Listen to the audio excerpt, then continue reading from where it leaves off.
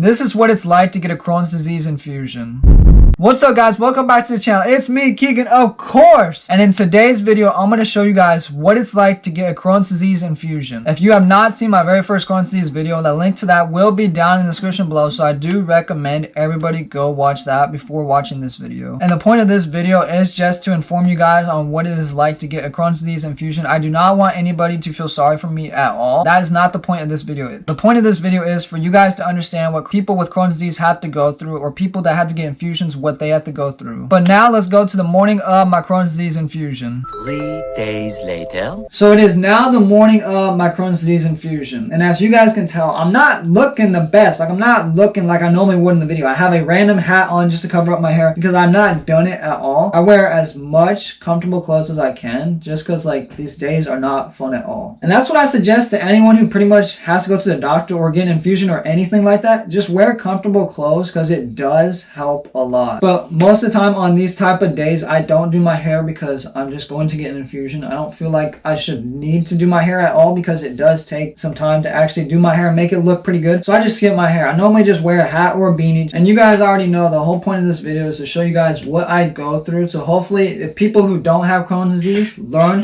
from this experience. And for people that do have Crohn's disease, hopefully I can say what I do through my process of getting the infusion and everything. And hopefully it can help some of you guys. And I think you guys can already figure out this is just what I do on my Crohn's disease infusion day. Other people, when they go to the hospital, they might do other things. I'm not saying anybody else's way is wrong. This is just what I do. Another big thing I want to go over in this video before we get too far in the day is what do I eat before my infusion. So normally I try to eat comfy food or comfortable food, whichever one you guys want to call it. So for most people it'd be like macaroni, mashed potatoes, potato chips, like anything that makes somebody comfortable. That's what I try to stick to on these type of days. Today I'm actually going to make myself some spaghetti because that I do really like spaghetti, so I'm gonna actually eat a little of that for lunch because honestly on these type of days I do normally just skip breakfast and have a small lunch because after the infusion my body's just completely wiped out and I eat a bunch of food after the infusion, which I will explain to you guys after I actually do get my infusion later today. And that's just another thing I suggest to you guys: eat some comfortable food before you go to the doctor, because hopefully by the time you actually do get to the doctors, you arrive to the doctors, hopefully your body is more calm, you are more relaxed. And I understand most people don't like going to the doctors, but hopefully this one little tip, if you guys do try it, hopefully it does help out a lot. 20 minutes later. Now that I just finished lunch and my Crohn's disease infusion is just about in an hour, I actually had to take some medicine before I go. What I've heard is most people can take the medicine when they just show up to the infusion, but I choose to actually take the medicine at my house because honestly guys, it is a lot cheaper than what the hospital charges you, and I feel like this is just a lot easier way. Because if I take the medicine here at my house and then get to the infusion, we can actually start sooner, rather than if I take the medicine at the hospital, we actually have to wait a little because you have to have like a 30-minute wait time in between when you take the medicine and when you start the infusion. The two medicines that I do take is for pain, and the other one is pretty much to help me just sleep through the whole thing because that's a lot easier than staying awake the whole time. Other people who do other infusions, I'm not positive on what they had to take. I'm guessing it's around relatively the same thing as me, but I'm not positive on that. Now that I took the medicine though, we gotta head to the hospital. Later. We are now on my way to the hospital, and every time we take this drive to the hospital to an infusion, it's like, here we go again. It's just not fun. Like, when we get to the hospital, I will have to record on my iPhone. I won't be able to bring the GoPro in just because they won't allow it. But I'll try to get as much footage as I can inside and what it's like so you guys understand to the most as you can. You know, I will have to kind of hide my phone, so not every scene or not everything you guys get to see about me in there is going to be like top of the line HD and everything, but I will try to do as best as I can recording so they don't kick me out or anything. Went to lab or doctor appointment? Infusion? In the last 2 days, have you had a fever? No. Any symptoms of cough, difficulty breathing, chills, diarrhea, nausea, vomiting? No. Here's your sticker. Place it where it's visible. Thank you. Hey, we got a 2 p.m. check-in for this little boy here.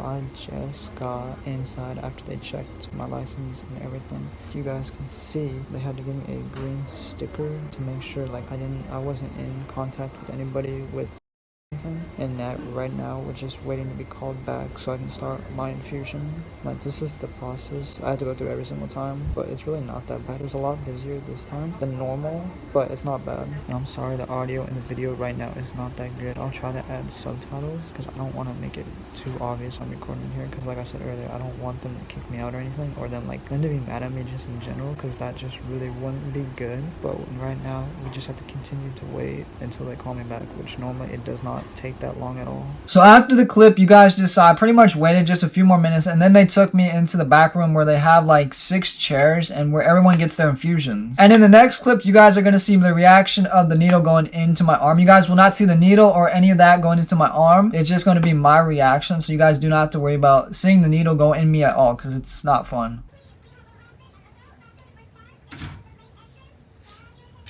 After she got all set up and put the needle in me and everything and got the infusion going, I made sure to get this next clip, what you guys are about to see. It's the start time and pretty much when I started the infusion. And I really wanted to document it to show you guys like when I started and when I get out, because it does take a few hours to go through this whole thing. But after I took that last clip you guys just saw, it gets so boring back there. Like, there's really nothing to do while you get an infusion. Like, of course, you can play games on your phone, but you kind of get bored, I feel like, after you play those so long. And not gonna lie, there's barely any internet in the infusion room, so you really can't do much on your phone anyways. So pretty much the 2 things you can do while you get an infusion is stare at the ceiling or sleep. And what you guys are about to see is I pretty much chose sleep.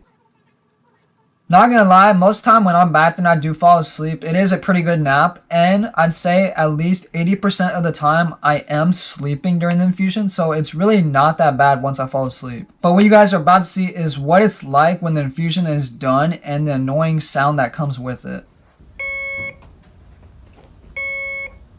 You are all done. Sweet.